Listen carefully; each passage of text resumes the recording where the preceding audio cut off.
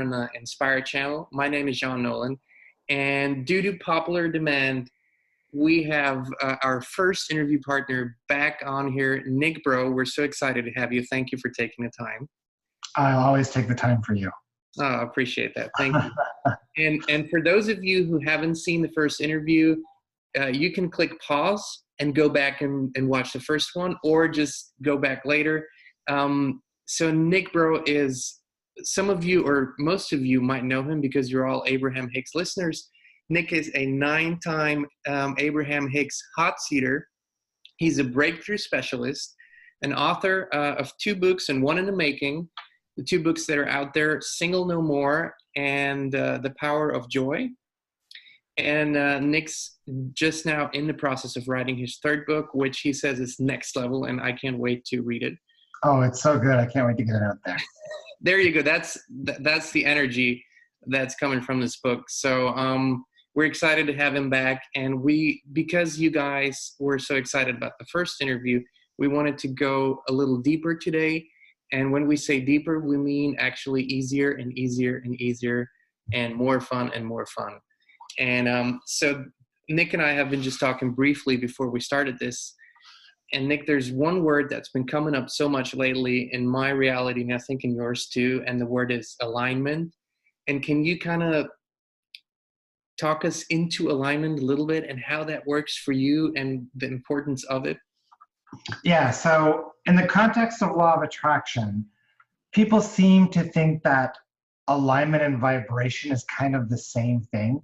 And the first thing that I always like to do is remind people that these are actually 2 separate topics. Alignment is the level of connectivity between you and your inner being. So the more you're in alignment, the stronger your intuition is going to be, the more synchronicities you're going to experience, the more that mechanism of synchronicity is going to work for you, which is an important aspect of alignment. And of course, the happier you are, the more you're in alignment you're going to be. So I tell people that happiness is like the Wi-Fi signal between you and your inner being. So the happier you are, the stronger that signal is going to be, and the more alignment you're in. And then vibration, known as being a vibrational match or vibrational frequency, is like that AM/FM radio tuner, where you're tuning your vibration to match certain experiences. And that's what leads to manifestation. So alignment, again, is the connection between you and your inner being, and vibration or vibrational match is what defines what you experience out here based on what's in your attraction point.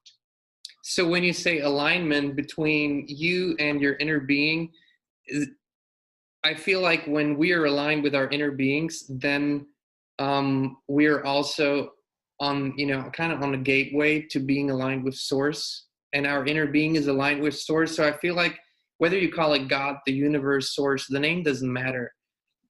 But I think a good word that you used is synchronicity, and that's kind of the evidence for me, because when you are aligned, and even when you're not fully there yet, those little synchronistic moments, like you're thinking of something and it pops up in your reality, a number, a word on a license plate, those things, how do you experience those moments, and what significance do they have for you? Yeah, well, let's say it's alignment that unlocks those moments. And in my new book, the way I start off of this book is talking about how people perceive or approach the law of attraction. So the traditional approach to law of attraction is, I want money, I want a relationship, I want a certain career. So most people approach the law of attraction from this paradigm of wanting things. And the way I've been looking at law of attraction lately, the way I talk about it in my book, is to step away from this paradigm of chasing after things and make it a focus of how you're going to live your life. So let's say we were to split it into 2 different paradigms. One paradigm being life is about effort and hard work and struggle and fear-based and chasing after things. That's the old paradigm of physical reality experience. The new paradigm of physical reality experience is what you experience when you're in high and consistent alignment. And what that looks like is ease and flow and allowing and effortlessness and strong intuition and that mechanism of synchronicity playing a part in your day-to-day life. So really, when I look at this whole world of spiritual development and self-help and growth, we are literally looking to shift from that old paradigm to the new paradigm. And when people are chasing after things like money, for example, it's not the money that they really want. It's that life experience of freedom and being able to do what you want to do when you want to do it and being happy. So my big piece of advice, and alignment plays such a big role in this, is stop chasing things for a little bit and work in moving into and experiencing and allowing this new paradigm of being.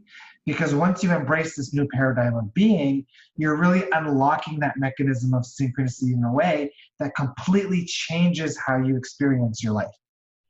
And that's what people are really after.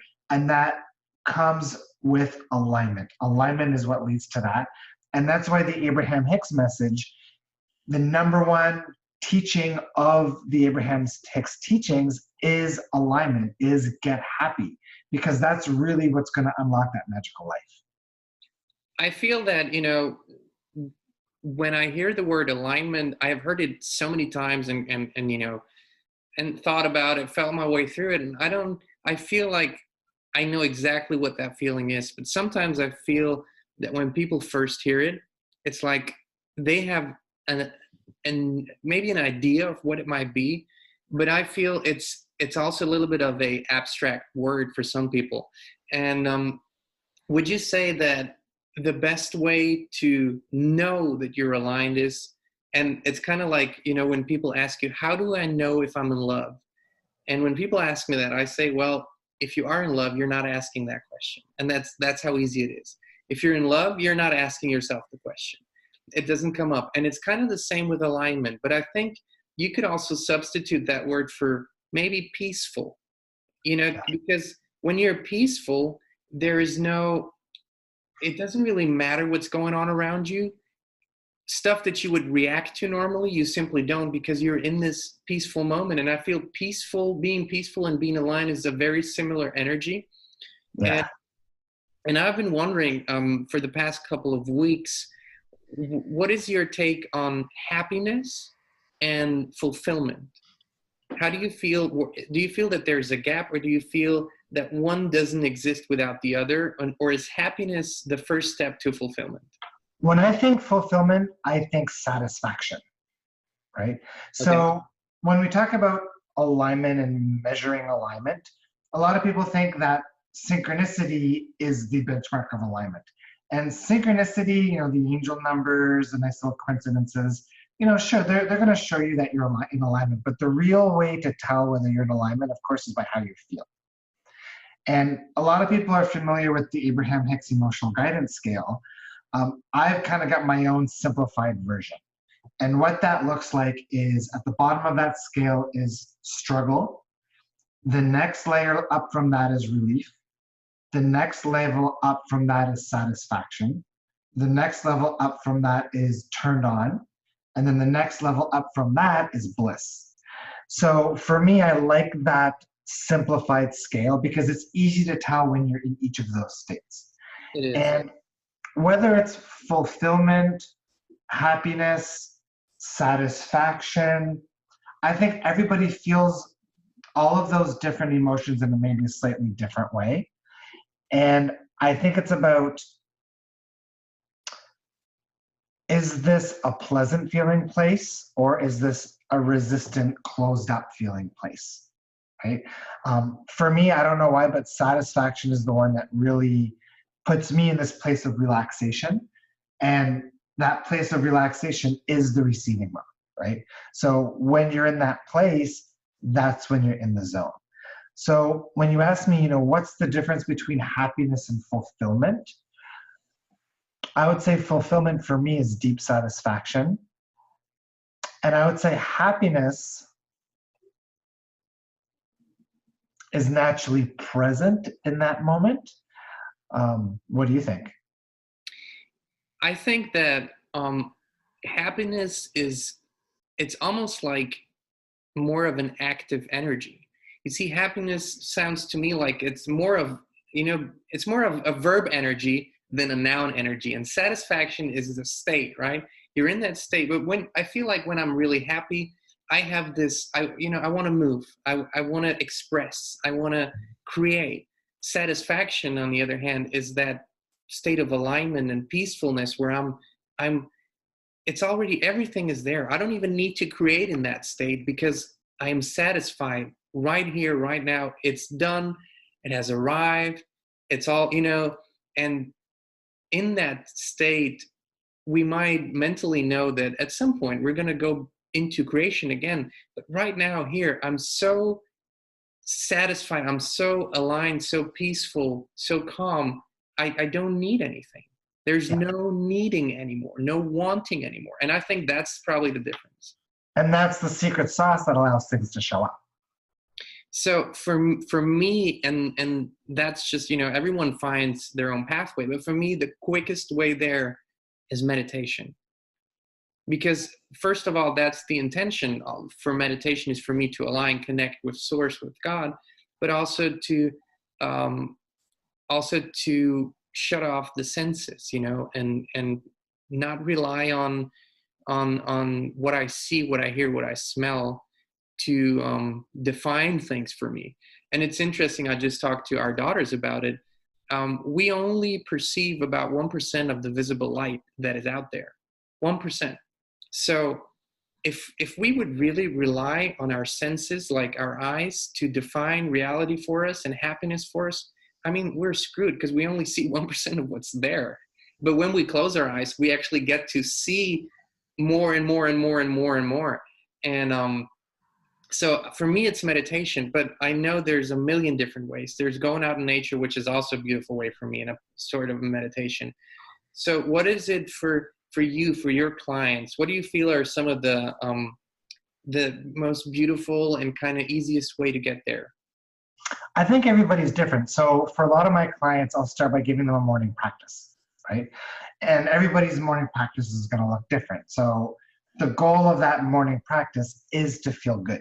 So for some people, it might be to put on some country music and do some yoga. For somebody else, it might be to take the dog for a walk on the beach or hop on a paddleboard, right? So everybody enjoys different things because everybody's a unique thumbprint. The key thing is working your way into that feeling good place and then learning how to hold it. And it's funny because I posted a YouTube video about this today, one of my favorite exercises called the Effort Happy Game, where what you do is early in the day, you do your morning practice, you feel as good as you can, and then you play this game where you try to hold that good feeling place. And when you finish your morning practice, let's say you get yourself all the way up to an 8 out of 10 on that happy scale, you check in every half an hour, 90 minutes, 2 hours to see if you can hold it. And you hold it as long as you can. And maybe halfway through the day, you notice, I've dropped from an 8 to a 4. You ask yourself, okay, what thought pattern kicked in? What circumstance did I experience that allowed me to drop myself from an 8 to a 4? Oh, it was the way my boss treated me today. Okay, so tomorrow when I'm at work, I'm going to put a little bit of more elbow grease in, and I'm going to see what I can do not to let my boss create that wobble that's going to drag me down. And what that does is it builds resilience, where over time, if you keep practicing this exercise, you're naturally going to stop allowing things to pull you out of alignment, and it builds emotional awareness. So what you'll notice is it's going to be the same emotions that keep creating wobble for you over and over again. And then by dealing with those emotions and doing some clearing work, they're going to trigger you a lot less.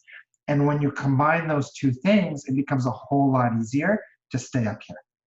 I couldn't agree more. And I feel one easy way to do that, because people are in so many different environments during just one day. It's in, within their family, it's in traffic, it's maybe at the coffee shop, it's at the office or whatever, wherever the workplace is, and errands and stores and whatnot. So there's a million different environments that you have absolutely no control over. Absolutely. So and for me, the question is, I'm going to interact with a number of people today that are in a number of states that I have no control over. So what do I do? And one thing that comes up for me is being unconditional. So, and there's two things, you know, unconditional love and unconditional appreciation, no matter what the other person does or says. And so I've asked myself, okay, this is really easy with my family. Usually I love them unconditionally, but when I go out and someone's being, you know, how, you know, whatever their mood might be, how do you do that? And it's, I just wanted, maybe that works for you too, but there's like puppies and babies you usually love and appreciate unconditionally. It doesn't matter if they pee on the floor, it doesn't matter if they puke on you. There's just an unconditional love. And other animals, of course, but I'm just saying puppies and babies because that's kind of very present. Um, do you feel that being, or how easy does it come for you to be unconditional in any environment? And is that something that you talk to your clients about, or something that comes up in your courses? Yeah, it's interesting. On the topic of unconditional love, the first thing that I remind people of is the most important person to love unconditionally is yourself.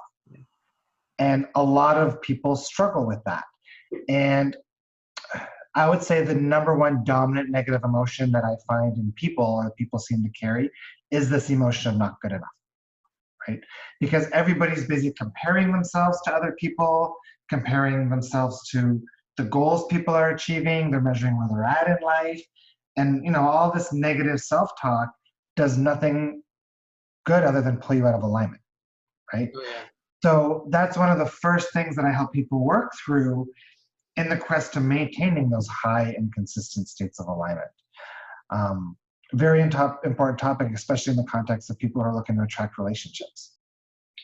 Yeah, I mean, we've heard it even in less maybe spiritual or less deeper conversations that, you know, you cannot give what you don't have, and you know, you cannot have what you don't give. So if you don't love yourself, you can't love someone else truly, and vice versa. And And then, and then on the topic of being unconditionally loving towards other people, the number one tip or piece of advice I give is based off of something I saw at an Abraham-Hicks seminar in Boston a few years ago. After break time, Esther came back on stage as Abraham, and she told a story where at break, Esther went backstage like she always does and went back up to her room like she always does. And Esther takes the service elevator because she would get hounded by the crowd if people saw her out in a regular elevator out in the public. And when she got into the service elevator, there was a waiter there. And the waiter looked at her and he said, "Oh, I'm sorry, ma'am, but you're not supposed to be here. But that's okay. I'm not going to tell anybody." Right? And Esther knew that she was exactly where she was supposed to be, but he didn't know any better. And that's okay, right? So whenever somebody is doing something that triggers you, whenever they may have a differing opinion, they don't know, I know. right? Everybody's doing the best that they know how at their level of awareness. And if somebody doesn't have a certain level of awareness that you might have, that's okay, because that's just where they're at. And it doesn't mean there's anything wrong with that. And for me, having that understanding, it's probably one of the things, if not the thing, that's helped me the most in being completely accepting and unconditionally loving of everybody, no matter who they are or where they're at. I so appreciate what you just said.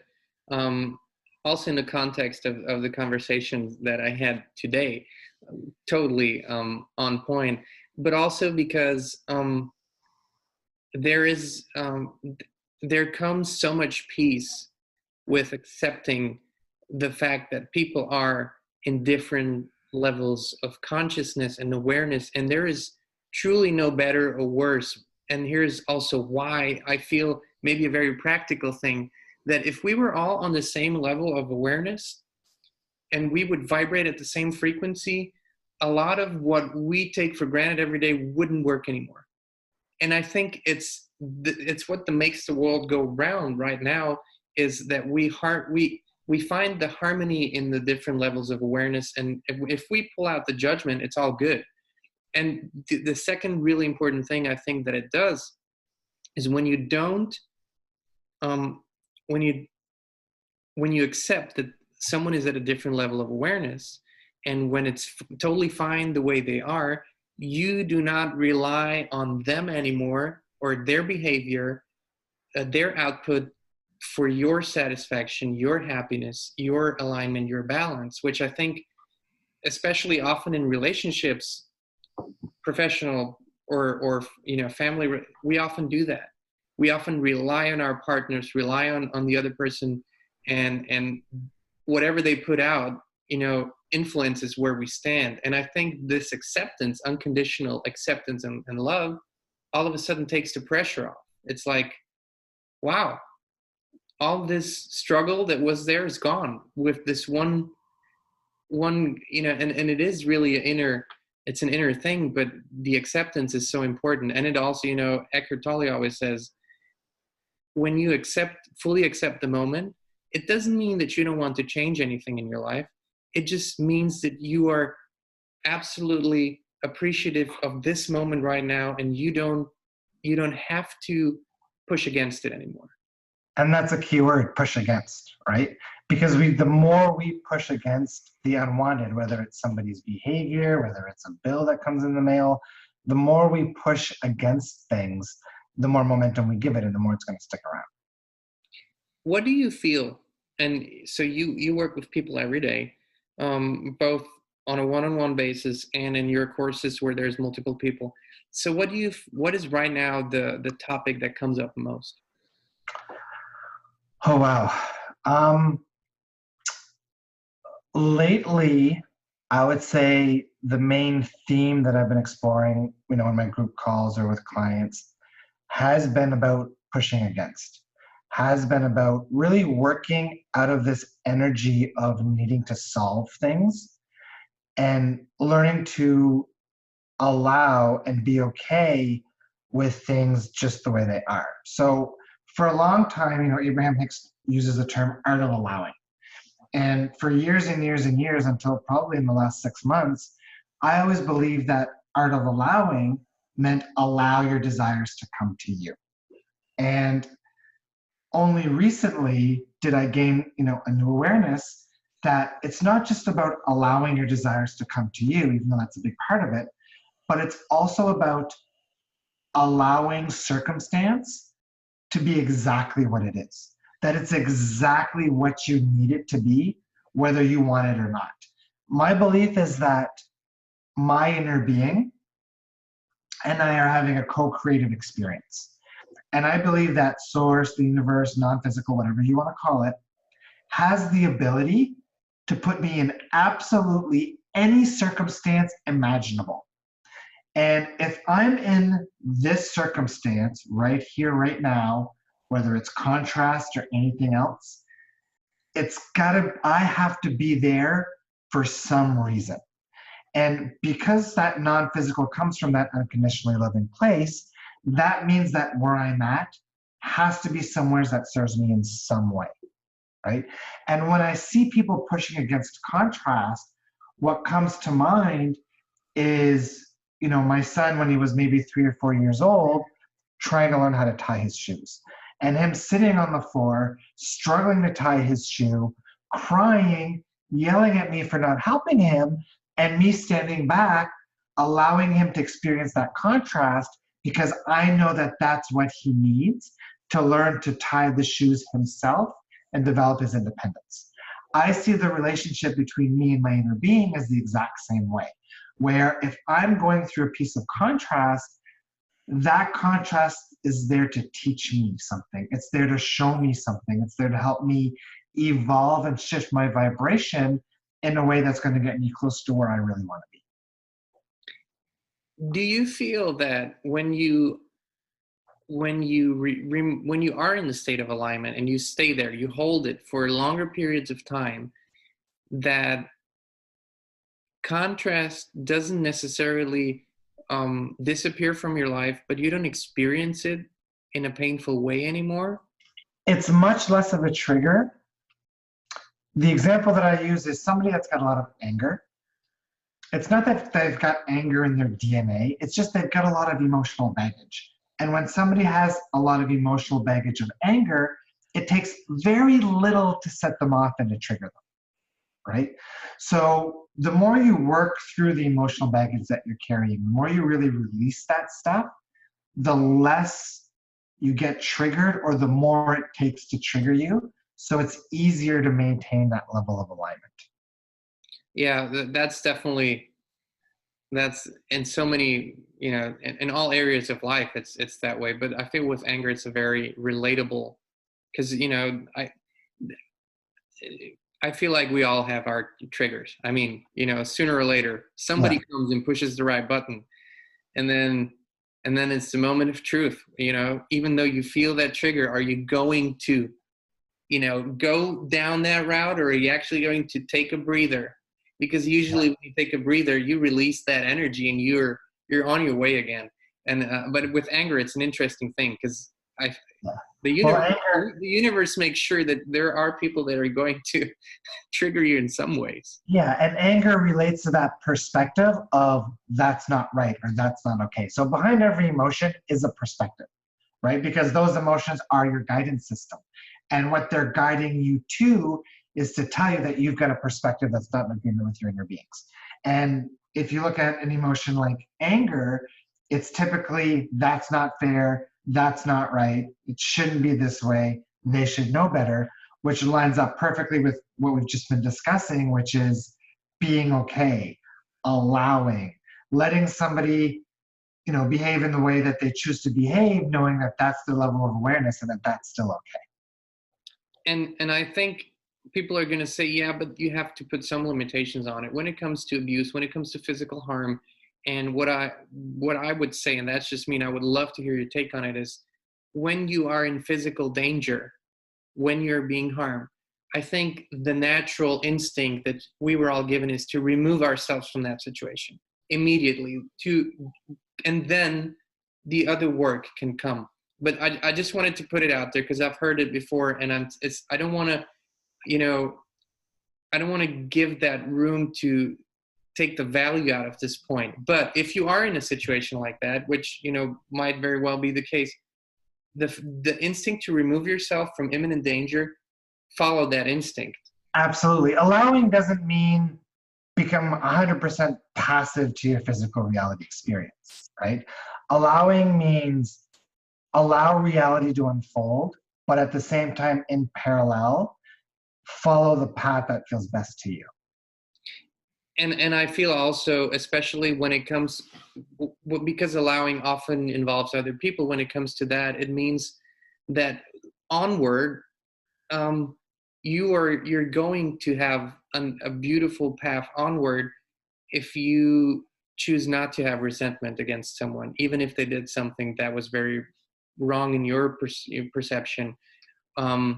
And I think that is also, the allowing of forgiveness in that moment, and to say, I'm making peace it's always for yourself. Forgiveness is always first and foremost for yourself, I think. Yeah. And I kind of want to make a switch, because there's something that's been in the back of my mind, and I know most people are so eager to hear them. Me, myself too. I love success stories. And you being a breakthrough specialist and working with clients every day, I'd love to hear some of your current favorite success stories. Oh, it's hard to pick them out because different people will measure success in different ways, right? And that's fine. So, yeah. So when I look at something like physical healing, for example, I worked with one lady who was told that she had less than 1% chance of conceiving naturally. She did 2.5 years of in vitro fertilization, didn't take. And within 6 months of our first session, she was naturally pregnant, right? All doing mentally emotional work. Another interesting physical story was one lady who had severe arthritis. We did some digging work. We looked at some root causes.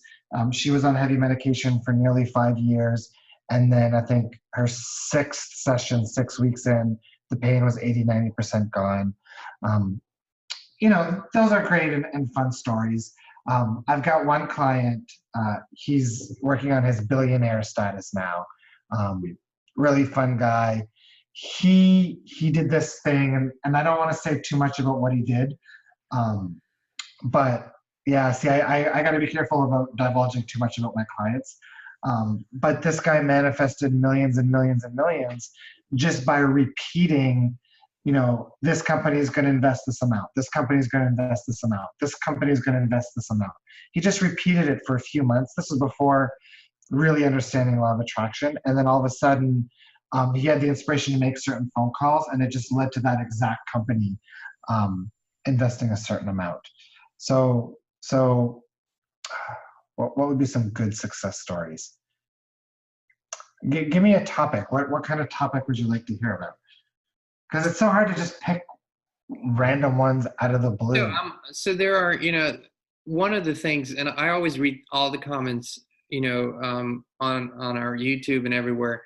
And the cool thing that I see is that the questions and comments steer away from particular outcomes to states of being, which is exactly the right path, I feel, when you're not focused on the outcome, but on your state of being. So, but I will say that money it's a bestseller always. Money success stories, abundant success stories, because for most people it symbolizes general freedom.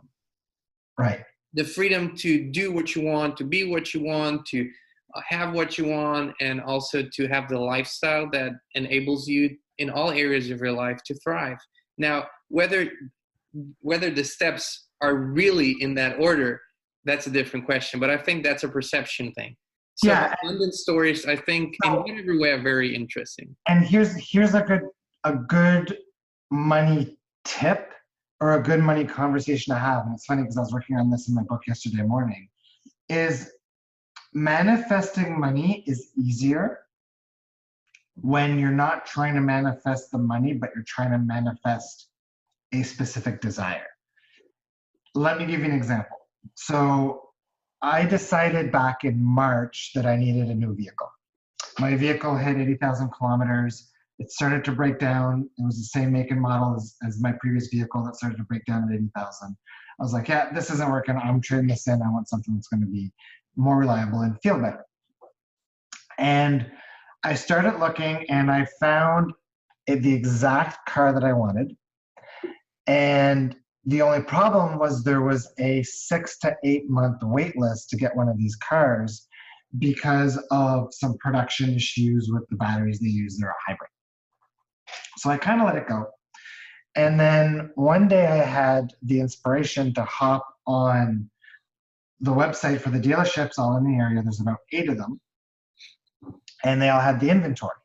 So I started looking, and one of them 2 hours away had the name of the model was not the one I was looking for, but the price matched and the description matched. So I was like, okay, that's interesting. That looks like it's an error on the website. I call the dealership up on, I think it was like on a Tuesday. And they're like, yeah, that's exactly it. It was the exact make, model, color, price. It was the vehicle I had set my intent for. I was like, okay, cool. I'll be there on Friday. Looking at the websites, there was another dealership that looked like they had one. I called them up. I said, hey, yeah, is it this model? And the sales lady literally laughed at me.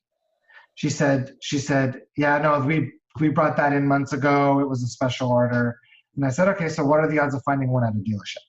And she literally laughed. She said it would be impossible. It would never happen. So now I knew this car was at the dealership. Now here's where the money part comes in. My intent was that the payments for the new vehicle would match what I was currently paying.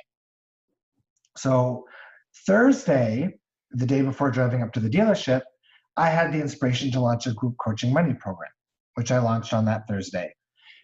I go to the dealership on Friday. I find out that the down payment that I need for this car to make the same payments was exactly $18,000. This money program was starting on Tuesday. So I said, okay, I'll let you guys know on Monday. I'll put $500 down. You hold it for me till Monday, and I'll let you know on Monday. By Monday morning, that money program sold exactly $18,000 in signups. Right? So I had manifested this vehicle that was supposed to take 6 to 8 months to come in less than 3 weeks. And the story was that somebody had ordered it, a lady. It came in. Another vehicle came in at the same time, another type of vehicle, and she preferred the other vehicle, so she didn't want the one that she ordered. and then I got it. So there's that synchronicity, but the point on this about this story is if the inspiration for this money program would have shown up a month earlier, the money would have came in at 18,000 and I probably would have put it somewhere else. If it would have shown up 3 weeks later, even 2 weeks later, I probably wouldn't have gotten the vehicle, right? So Source gave me the inspiration for the money at the exact right time for it to show up exactly when I needed it. Now, what I see a lot of people doing in the context of money is they're busy, they want to take a trip, they want to travel the world, and they need a budget of $500,000 to travel the world, they want to travel the world. But instead of building the energy behind the travel, before they start planning the travel, they're like, I need to make the money show up first. But the money's not going to show up until it's time for you to really need that money, right? So a lot of people are getting stuck not manifesting their desires because they're focused on the money and they're not focused on the desire, right? Go ahead. I have a thought and I want to jump in later, but please go ahead. So going back to the travel example, the money's a how. Put the money aside. Start planning the travel. Plan the hotels, plan the flights, plan the beaches. Take it as far as you can possibly take it until you need the money. And the universe, if you don't have any resistance, any fears around money, any blocks, that's when the money's going to show up, is when you need it. And I've had countless of friends, countless of clients and people telling me that the money they needed showed up for something, travel, seminars, and it always seems to be almost the exact amount of money within like $100.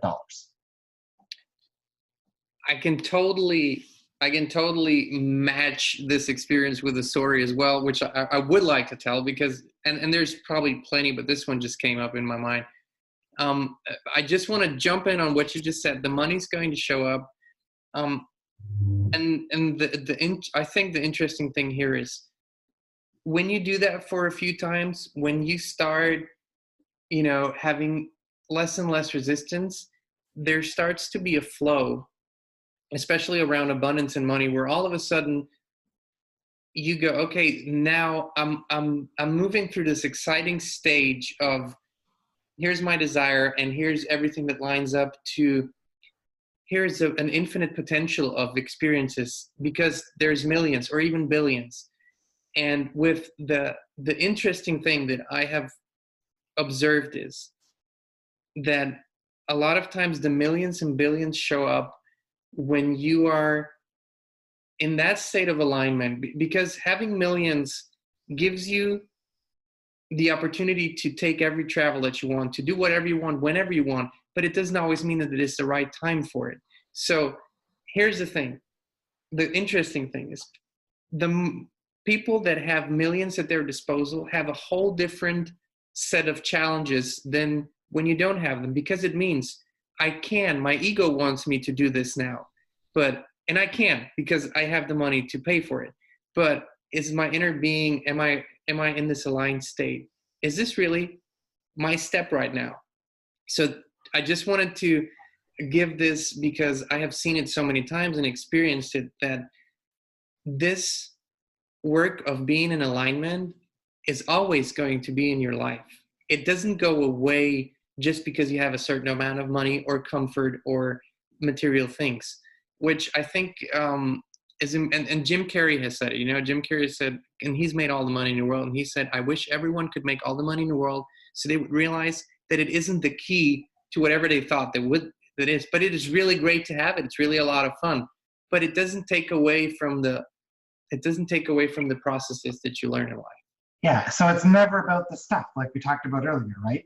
And that's why for me, taking the law of attraction and shifting your perception and your focus in the law of attraction away from specific stuff and more into living this aligned state of being, this aligned life, and allowing that to guide you and lead you, which is going to be in such a fulfilling way. For me, when I go back to this car story, I love my new car. I love the way it drives. I love the way it feels. It's the funnest, best, most satisfying car I've ever owned. But what makes that vehicle 100 times more satisfying is not the car itself, but the manifestation behind it, the magic in the way it showed up, the magic in the money manifestation. The unfolding is what makes me enjoy that vehicle so much more. Because you weren't efforting. Exactly. And I wanted, if it's okay with you, I want to share a success story that's one of the bigger ones, because there's so much alignment in that story and synchronicity. It was from years back when we were still in Austria, and it was before we got ready for our move to the States and the visa and everything that it included. So we had sold our house and wanted to rent short term just to be ready, to be ready. So when the visa arrived, we would be ready to go. And the way it all unfolded was that we sold the house, and there was a set date when we had to move out and find a rental for the time being. And we weren't nervous about it at all.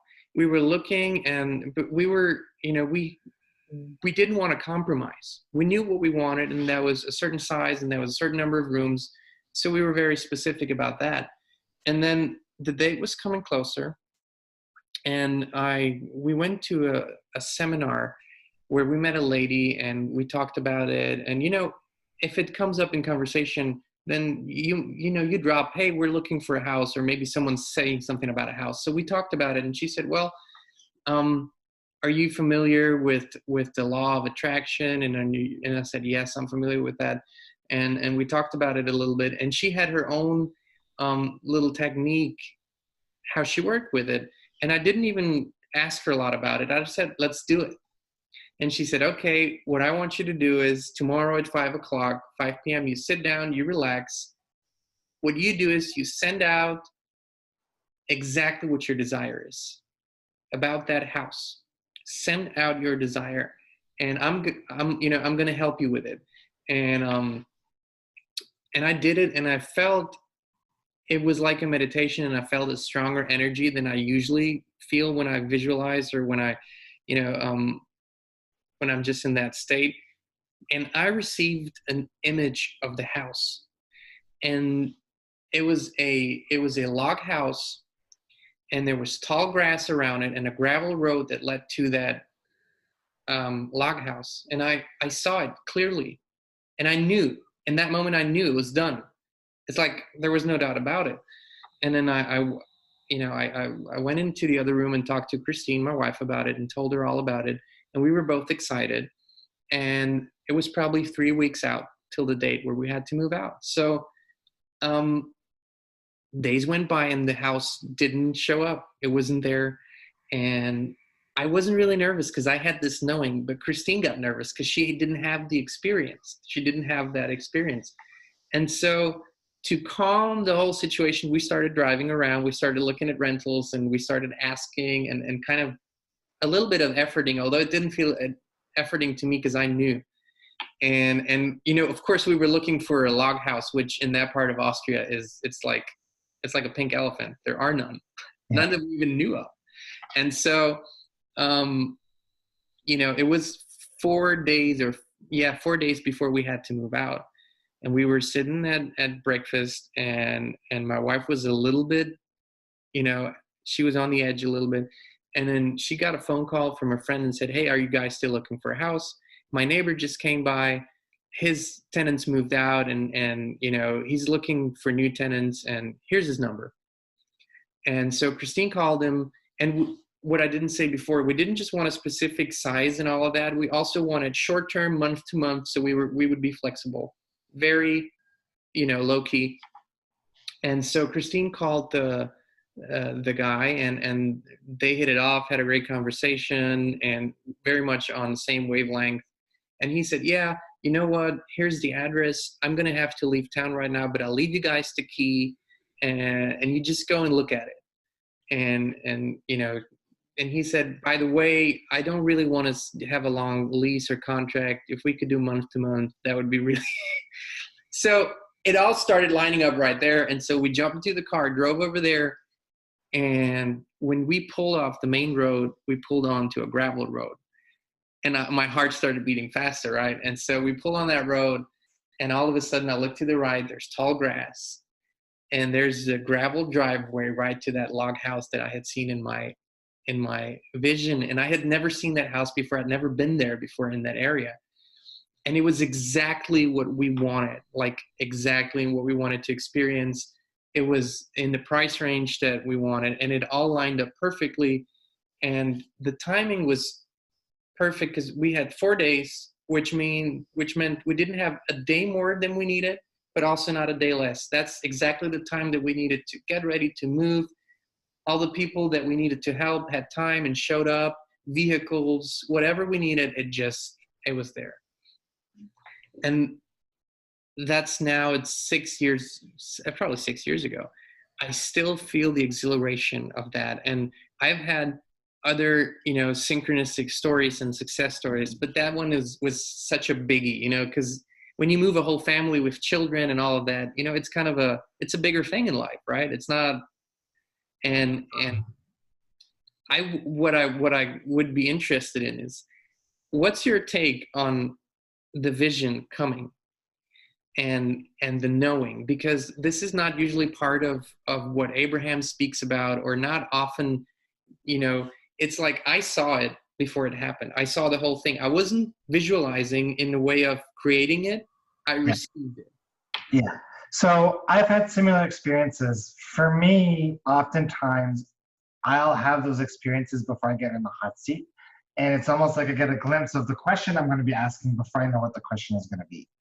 And if you want to get really deep into physical reality experience and law of attraction and the nature of the fabric of reality, my belief is that everything happens at once, and every potential experience also happens. So there's a version of you living every potential outcome all in these parallel realities. So essentially what you're doing is and we could call each of these frames, let's say. So what you did at that time in meditation is you tuned into that frame. You were so focused on, where am I going to be living? What's that going to look like? Where am I going to be living? What's that going to look like? You got a glimpse of that frame before you got there. As a child, I used to experience precognitive dreams. Not in the sense of disasters or anything like that, but I would wake up in the morning, and then maybe later that afternoon, I would be walking down the stairs with a glass of pink lemonade, and I would just have this flashback of, holy shit, this is exactly what I saw in my dream, right? And my son, when he was 6, he would come up to me and would say, oh, what we just experienced, that happened in my dream last night, right? And I think what we're doing in those moments is we're tuning into these other frames, even though our conscious self is in this current frame right here, right now.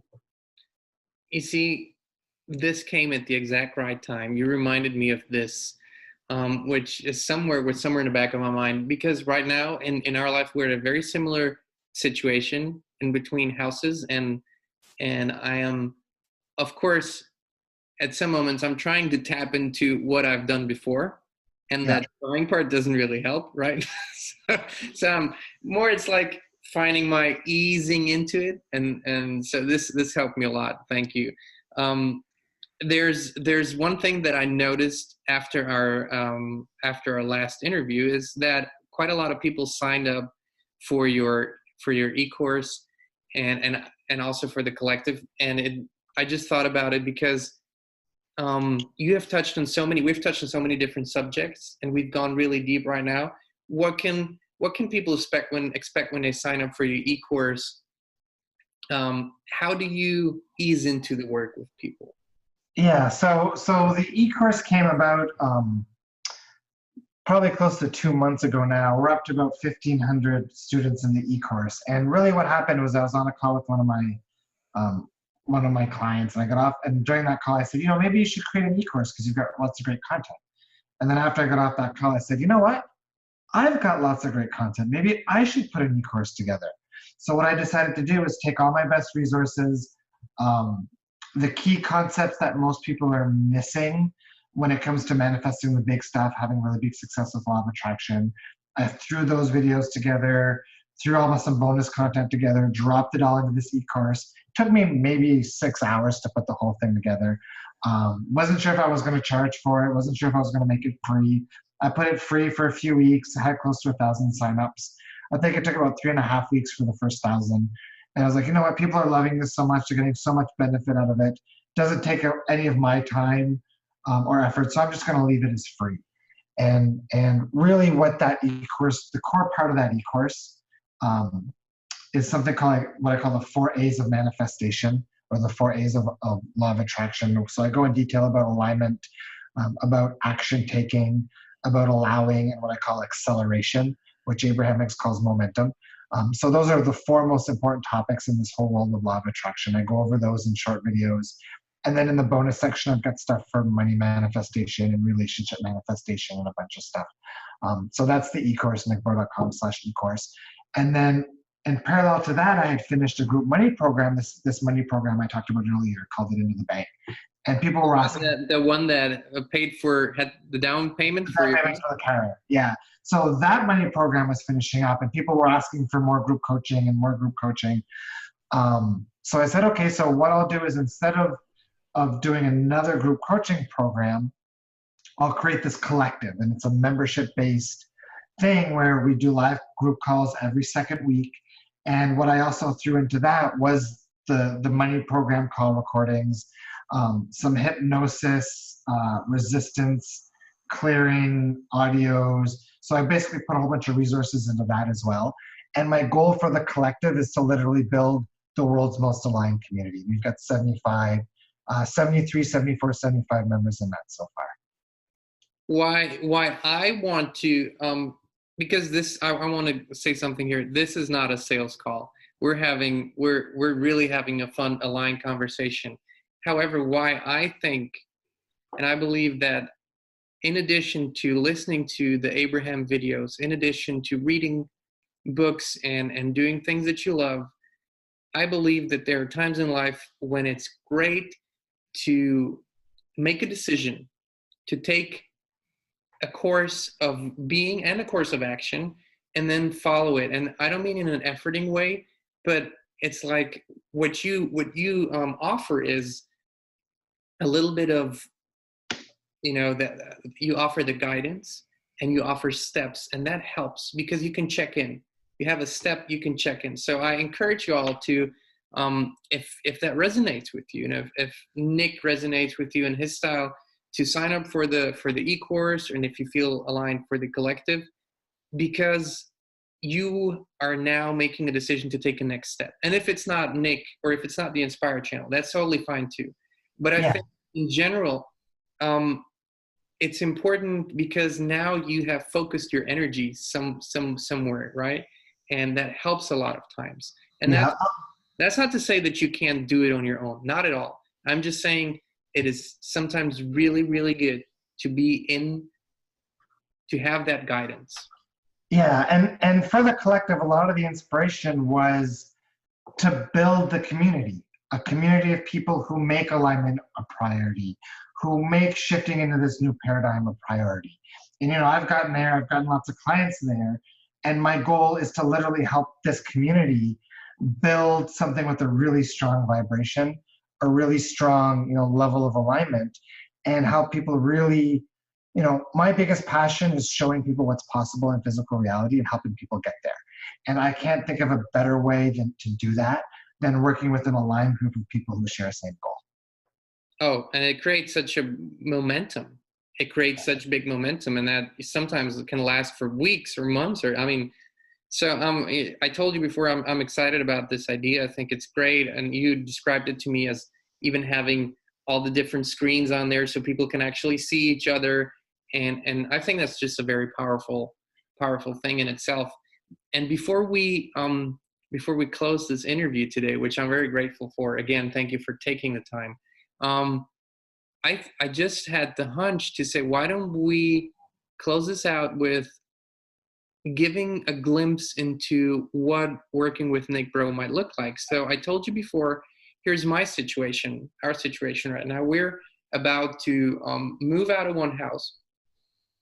That there's a set date, and the path to the new house hasn't really shown up yet. We know what we want exactly, so that hasn't really shown up yet. And although I have been in this situation before and we've done it really smoothly and successfully, here I am today, and I have the opportunity to talk to Nick Breau, the Breakthrough Specialist. So I'm going to take advantage of it. Nick, I'm going to ask you for some advice here. What would you do if you were in my shoes? Okay, so first I would make a list. I would describe that house to a T in as much detail as possible. It's funny, a few years ago, a friend of mine asked me the exact same question, and I say, make a list, get as specific and detailed as possible. He wrote down 14 things. The house manifested through a crazy synchronicity the day before he had to move out of his old place. And this new place matched 13 out of those 14 things. The only thing that it didn't match was he had written down that it would be mortgage free and he wouldn't have to pay for it. So I told him, okay, you went a little far with that one, but 13 out of 14 is not bad. And my girlfriend, when she manifested me, she made a list of 50 things she wanted in a partner, and I matched 48 out of them. So A, get specific. Don't be afraid to get specific. Draw the house if you feel inspired to draw it. That would be the first step. Second step is embody it. So start acting as if you already have it, right? So when you wake up in the morning, keep your eyes closed and convince yourself that you're waking up in this new house. So visualize yourself getting up and going down to the kitchen and seeing what this new kitchen looks like. Smell the smell of the coffee in the coffee machine that you turned on. So really make it a 3D, 5D, five senses full experience of feeling it. The other piece of advice I have is around here, when somebody wants to sell a house, they'll take a statue of St. Joseph, they'll bury it under the flower garden. And the superstition or the tradition is that if you do that, then that saint is going to find somebody to buy a house for you. And the reason that this technique works for so many people is you're handing off the responsibility of the sale of the house to this avatar, right? And what I told somebody recently is you can use that in the opposite sense. For me, I've got an avatar. I don't know if you can see it back there. There's a little green Yoda bobblehead figurine. That's my avatar. That represents my inner being. So anytime I've got a desire, I will write it out in the same way I told you to. I'll fold up that piece of paper and I'll stick it under the avatar. And that's my process of handing responsibility over to my inner being and letting go. And after you've done that, your last step is just being allowed mode. Go have fun, go play, stay off the topic, and just wait for your desire to show up. Here's the thing, and I'm telling this to everyone. I'll be honest, Nick hasn't told me anything that I haven't heard before, not maybe compressed in the way you said it, except for the avatar. That's new, and that's probably what I needed to hear today. But here's the thing, and that's why I talked about it. This is focused guidance, and it is something that when you are at certain points in your life, you're going to need focused guidance. Everyone does. Everyone is at some point, and it's not a bad thing to ask for help. It's not a bad thing to say, can you assist me in this process? Can you advise me in this process? But that is one thing we don't have to, because we're not doing it alone anyways. There's a universe that's doing it through us and for us. And the universe sometimes sends us people, sometimes sends us books, sometimes sends us other stuff. So that's why I said this earlier. There's this barrier to ask people for help. And I want you to know, it doesn't matter what level of success and fulfillment you achieve in life and what you get to, there's always going to be a situation where someone is going to be of help and assistance, and just allow it to come in with appreciation, whether it's through a conversation, whether it's through actually taking a course, reading a book. Allow that in, because it is not just helpful, it's satisfying, fulfilling, and more often than not, you will have made a new friend that you didn't have before. And I really want to say again, thank you, Nick. I'm sure we're going to do this again because it's a lot of fun. And I want to invite you all to send questions, suggestions, whatever it is that you would like to hear. And we're going to put the links for the e-course to your website and everything Nick Breau in the description. Connect with this guy. I have enjoyed it so much. And I can't wait till we do it again. Totally. This is all about fun and play. And that's the best part of the co-creation of physical reality, whether it's, group coaching work or giving advice like this, or just having fun discussions. We keep going back to the Abraham-Hicks cruises. The hot seat's great, the seminars are great, but it's the co-creative experiences you have with the people there that's the icing on the cake. That's why we go back. Nick Breau, everyone. Thank you so much. Have a blessed rest of your days. Thank you for having me. Bye for now. Bye.